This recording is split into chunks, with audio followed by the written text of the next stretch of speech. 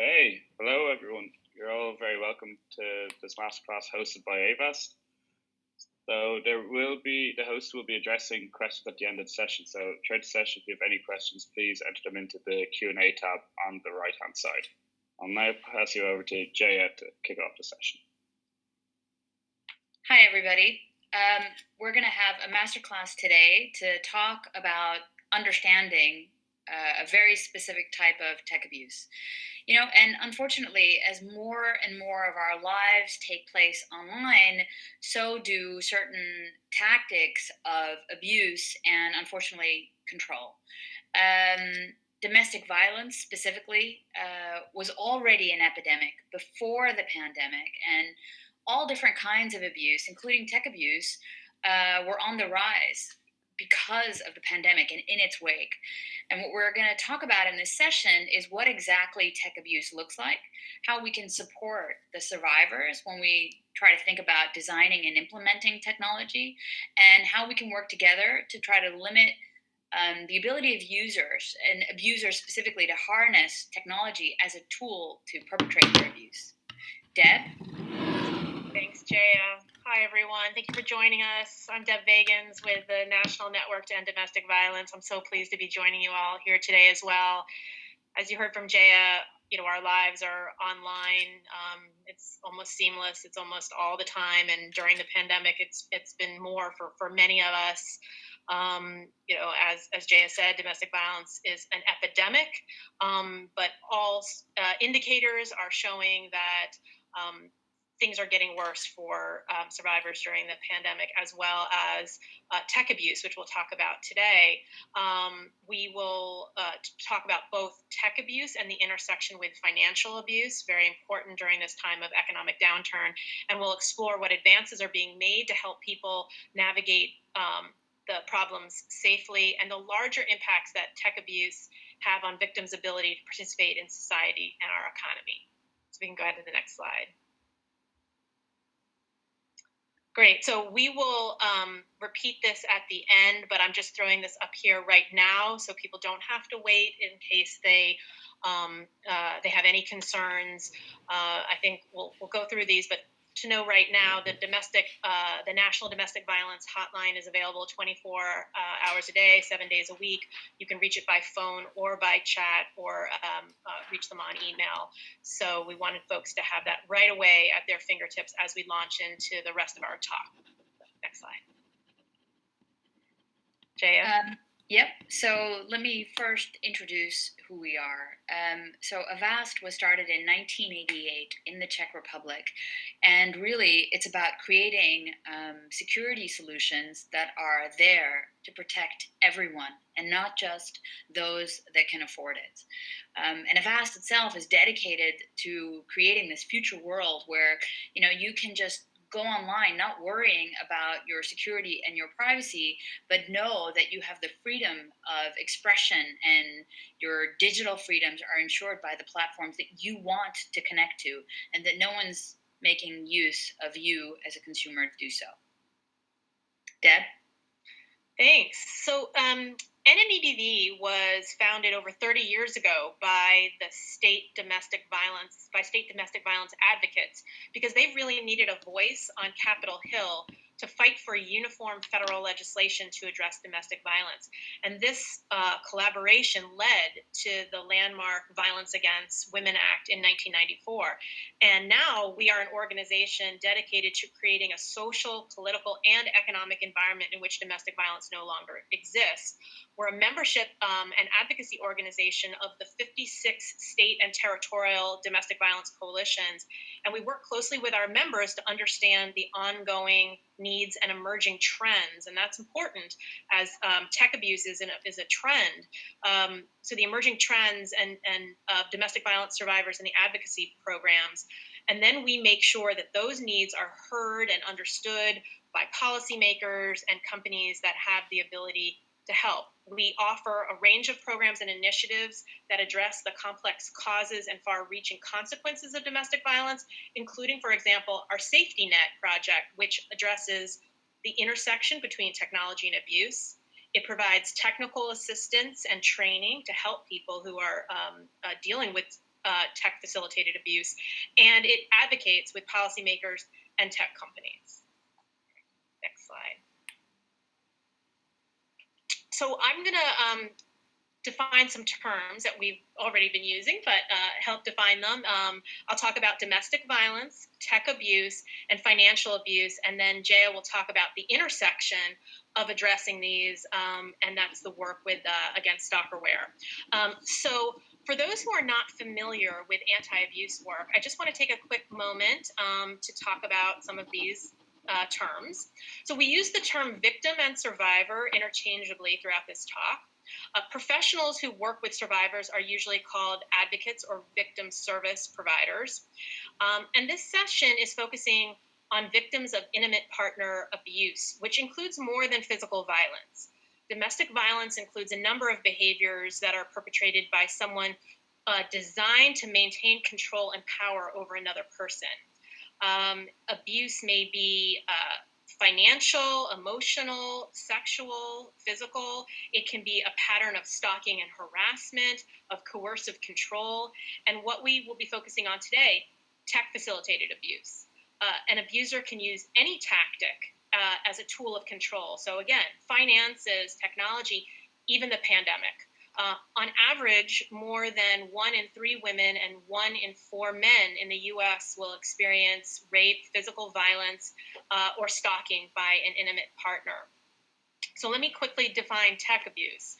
Tech abuse often exists within this larger pattern that we've talked about of domestic violence, where one partner is trying to exert power and control over another, and it usually occurs alongside other forms of abuse. We see technology misused to monitor, track, surveil, harass, threaten, and isolate survivors. We also see it misused to impersonate survivors and damage their reputations, often impacting their employment, their finances, their relationship. And as technology evolves, tactics change. So an example is accessing home devices remotely to control like thermostats and lights to purposely impact the victim's bills, or using identity theft to ruin credit. As technology changes, so do these tactics. Things that you might not have seen a few years ago, you may see now. And as I said, using this technology can be a tactic to further financial abuse. On top of this, there are vast amounts of data, and I know folks will be talking a lot about this at this conference, about all of us, and that's available online, and it continually compromises survivors' privacy. And for victims of abuse, their privacy is inextricably linked to their safety. I think it's important to remember that technology can be incredibly helpful for survivors of domestic violence and can be a lifeline. So that is something that we need to take into account when addressing the flip side, that abusers may misuse it. More specifically on financial abuse, this is again behavior that seeks to control and maintain the economic resources of a victim and threatens their self-sufficiency and financial autonomy. Research has shown that financial abuse occurs in 99% of domestic violence cases, so it's just completely pervasive as part of the problem. It deeply diminishes folks' ability to leave safely and securely. And some examples include some of what we've already talked about, controlling devices to run up bills, forbidding your partner to work, sabotaging employment opportunities. In the past, this may have been cutting up work clothes so you couldn't get to your interview. Now it may be doing something destructive to your laptop so you can't get to work if you're working from home. Controlling bank accounts, major financial decisions, or how household money is spent, or running up large amount of debts on joint accounts or credit cards, which ruins a victim's credit score and then has lots of implications for accessing housing or transportation to seek safety. I just want to mention a couple trends, and then I'll turn it over to Jaya. We did a needs assessment in December 2020 and January 21, surveying victim service providers and those working in the legal system to learn more about the types of tech abuse they're hearing about from survivors. We had about 1,000 respondents. And what they said is the most frequent type of tech abuse they're seeing is harassment, over 80% of legal professionals and over 70% of advocates say that this happens all the time or very often. This was closely followed by abusers misusing technology to monitor or surveil or limiting survivors' access to technology. And then finally, respondents did indicate that impersonation or fraud through technology is a problem, but it's less frequent. And not surprisingly, respondents reported that there was an increase in every type of tech abuse during the pandemic. I think it's really important to keep in mind that the pandemic and the nation's response to it has really laid bare that the lack of economic supports, especially for women and for workers of color.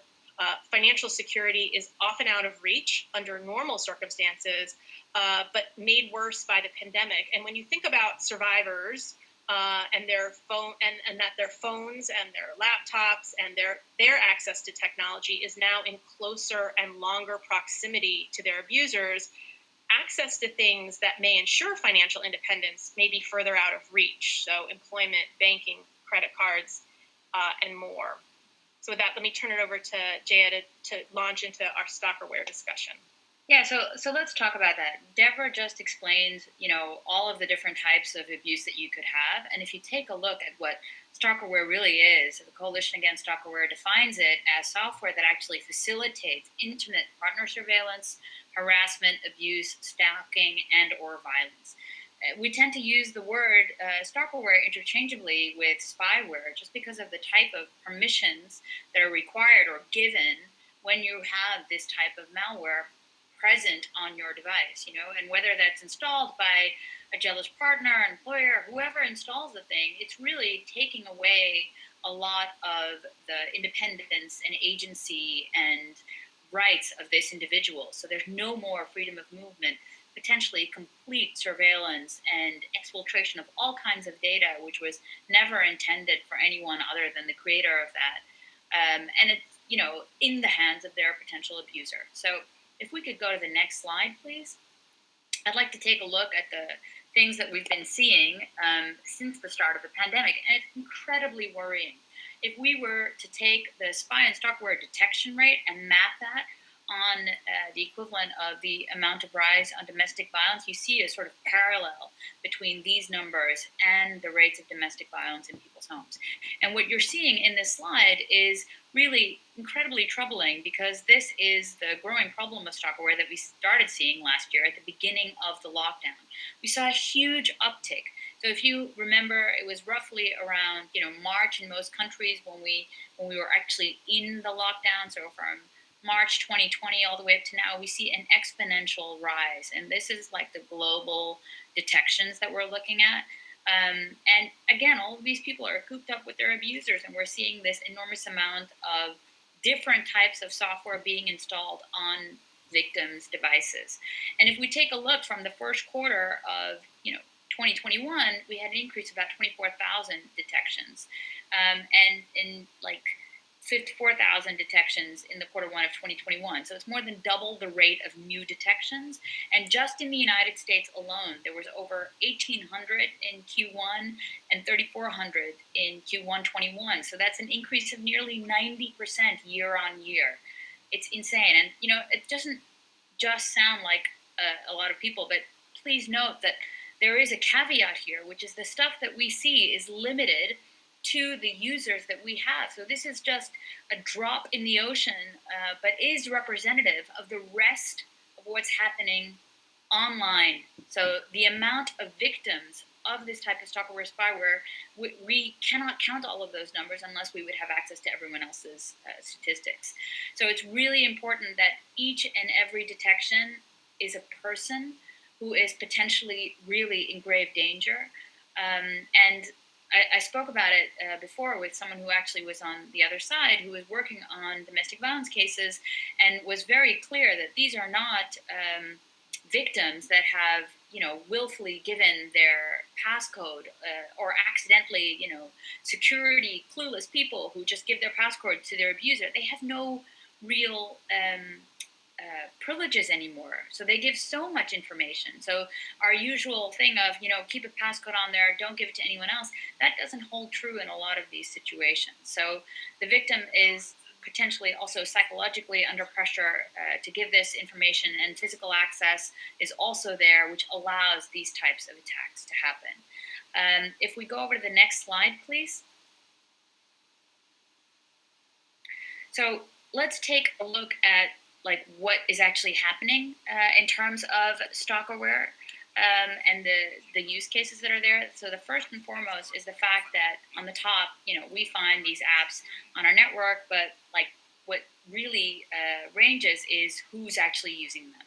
You'll see that a lot of the marketing that's been positioned towards people who are trying to buy Stalkerware is really towards, very clearly stated, hey, track your cheating spouse. Why don't you use this to monitor the location of your children? Why don't you use this to monitor what your employees are doing on a day-to-day basis? And it's really pretty brazen and out there. Very often it's not that sophisticated, but it's getting better all the time. And this is no longer something that happened in someone's basement as a pet project. These are legitimate companies that kind of play whack-a-mole when their websites are taken down and just reestablish themselves again later. And we should be very careful not to confuse what Stalkerware does with other types of applications that are trying to do different types of parental control, etc. So one of the things that's definitely true with Stalkerware is this idea of dual use. Everything that can be used for good can also be used for bad. So a lot of the fundamental functionality that we have on a phone can also be used by a potential abuser for all types of unintended consequences later. And we should be clear that a lot of the times, this is not stuff that is installed with the knowledge nor the consent of the person who owns the device. And very often, it's surreptitiously working in the background after that initial installation. So there's no pop-up coming up saying, what's happening or how it's being shared, whether it's location data or SMSs or apps. They're all going over to the abuser. And a lot of this type of Stalkerware also exists predominantly on Android phones. iOS phones or Apple phones do a good job of trying to remove this, but in Android it's a tougher problem because there are so many apps that would need to be vetted and monitored and checked, and the Android operating system and its different app stores allow a much more diverse, decentralized ecosystem. And even when you do all of this right, there's still a possibility for someone to go and get Stalkerware just directly off of a website. And it's really difficult to try to get rid of it because, again, the person who has it doesn't necessarily know that they're being tracked or being stalked. And it's difficult because there is a strong business model behind it. Also, we should be clear that there's also a very difficult aspect of trying to just do this through regular law enforcement. The victims don't necessarily report all of these cases. There's not always a necessary amount of education to know that they are being monitored or stalked in the first place. And I need to say that there is another consideration, which is that the type of surveillance that's being done here goes beyond anything that's just on this device. So let's talk about, hand it back to Deb and talk about more about the impacts of tech abuse and Stalkerware. Deb? Thank you, Jaya. Yes, so absolutely.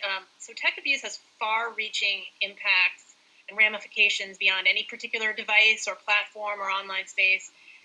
It affects a person's total ability to participate in the economy and be part of a safe and functioning digital society. Tech abuse is frequently minimized. Oh, just get rid of this or get rid of that. But it really must be taken seriously. It's extremely traumatizing and terrifying. It can feel impossible to get away from. For those of us who are connected to our devices, imagine if that was a force for harm. So it can feel impossible to get away from. Some serious impacts, as we've talked about, include, again, ruining a person's reputation, but professional and personal. The isolation, the financial crimes, ID theft, sabotaging job opportunities, access to your funds if you're doing online banking and other online financial services. And then it can lead to offline stalking and serious harm. Amnesty International did a survey and asked about the effects of online harassment, just to give more of a sense of what this feels like. And over 40% felt that their physical safety had been threatened. More than half experienced stress, anxiety, panic attacks. The majority of people said they reported lower self-esteem. And it wasn't just something that went away when they turned off the device or closed the social media window. So the impact of online harassment can also be the same as the effects of real life harassment and violence. And that is an important context.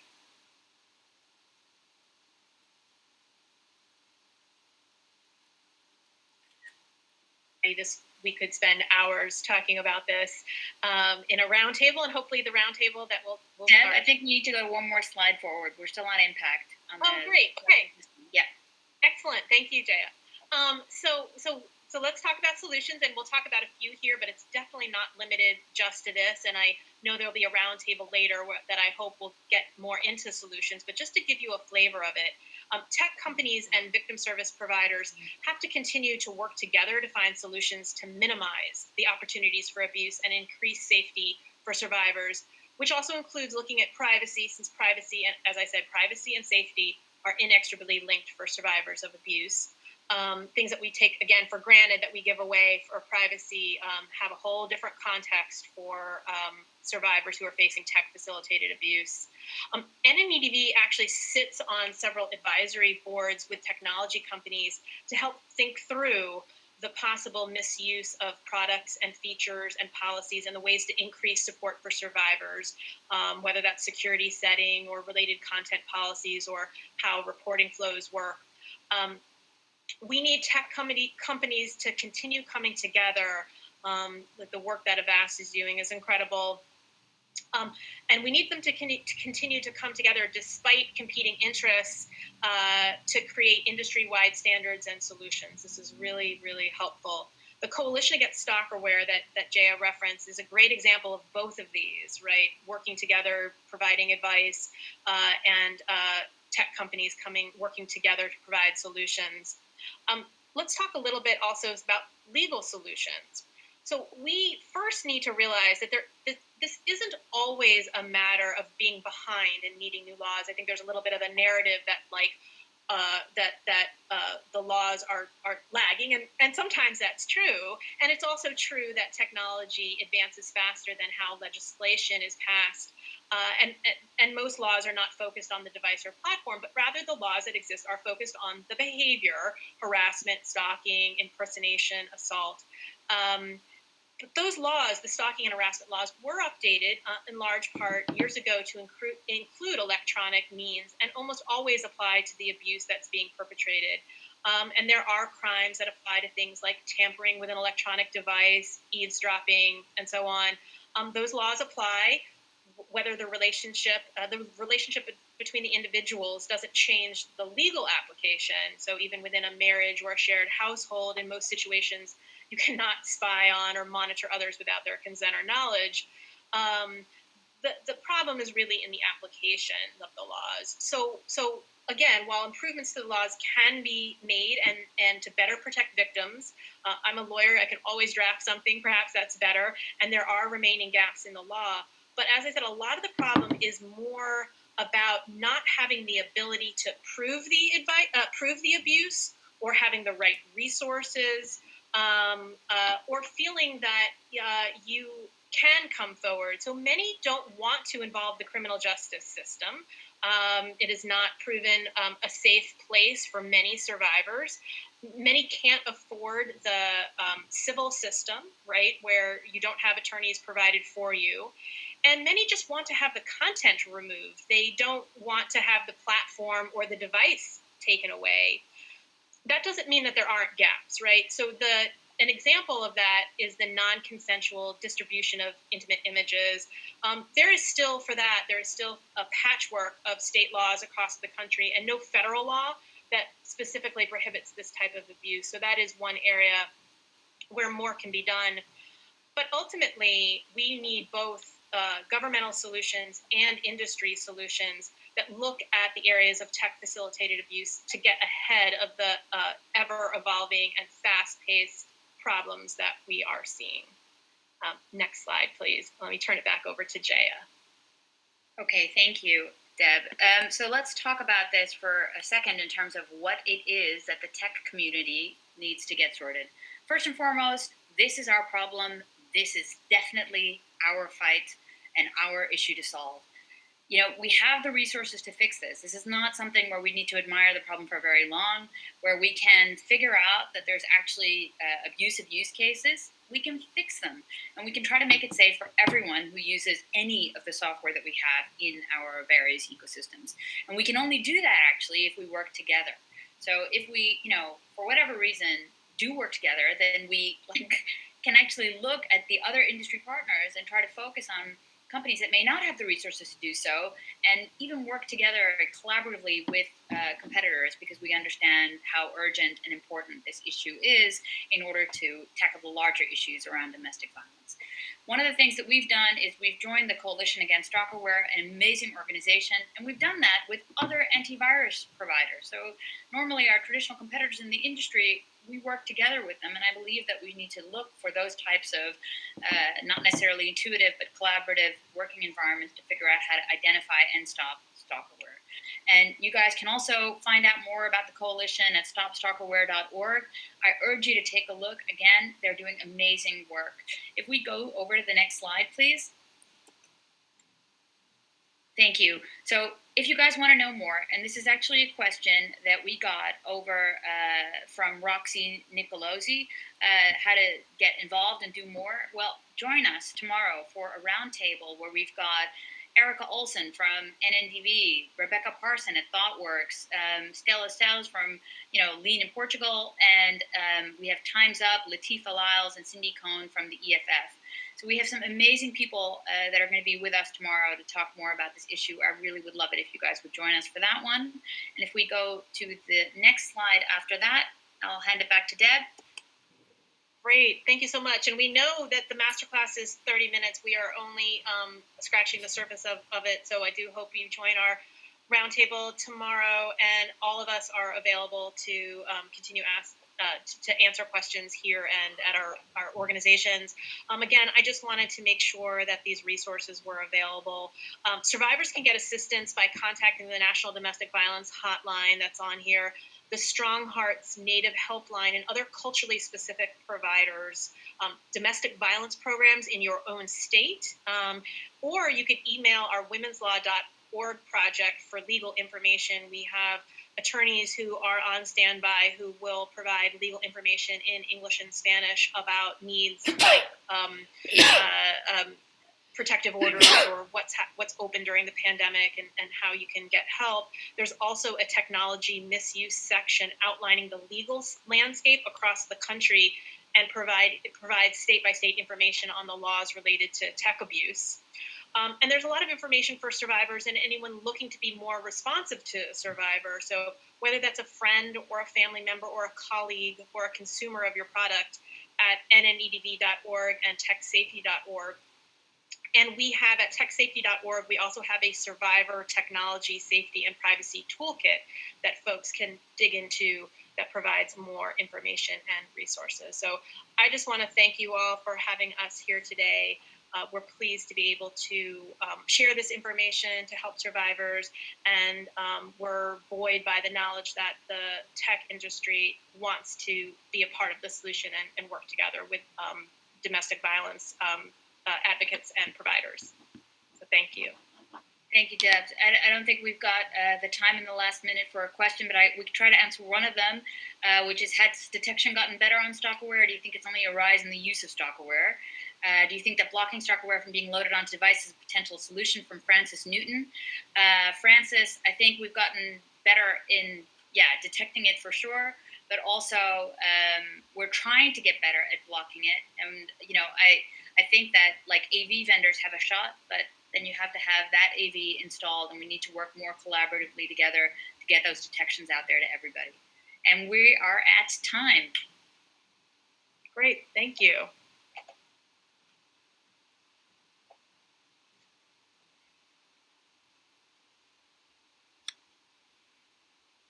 I love all these hearts coming in.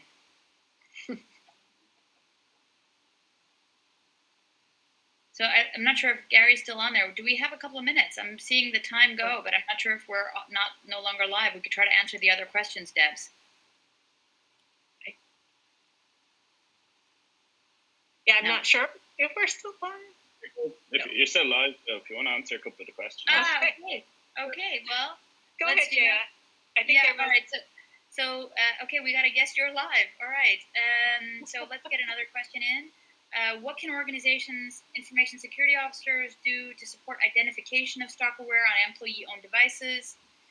Well, thank you, Preeti Raghunathan from EY. One of the easiest things to do is install MDM software. So if you want to know if employees are victims of stalkerware, there's some very easy ways to detect that. So if you use a corporate antivirus from whomever, pick one, or you have a mobile device management software, you will identify whether it's existing on that phone. It's a good idea anyway if you allow access to corporate devices to have some form of mobile device management. So I hope that answered your question. We answered Roxy already. I've got one. Go ahead. Greg asked a question, actually, Debs. Is there a list of international organizations? We are part of the coalition of global women's shelter networks. The Global Women's Shelter Network, and at NNEDV.org you can find out more information about that network, and also so that's one place to look as well. And we have a resources page that can get you international as well as your state-based domestic violence organization. And I think David Henning has a great question. With a focus on moderation with the removal of abusive comments given, is there anything that can be done in the industry to assist the victim directly? David Henning. Deb, you'd know more about it, victim-directed assistance? Can be done on the industry to assist victims directly. So part of what, I'm not sure I'm answering the question entirely, so if there's anything, Jaya, you want to add, part of what NNEDV does is we provide technical assistance to the state and territorial domestic violence coalitions. We provide them technical advice on how to deal with all types of tech-facilitated abuse, and we train them, and then they work directly with survivors. So it's sort of a pyramid of assistance. And so the part of what we do is help victim advocates understand tech-facilitated abuse so that they can then work with survivors directly. That's wonderful. No, I think you answered it great. So if there's no other questions, I think we are good to go. Again, everybody who's still here, please join us tomorrow, and we'd really love to see you there. Thank you. Great. Thank you all.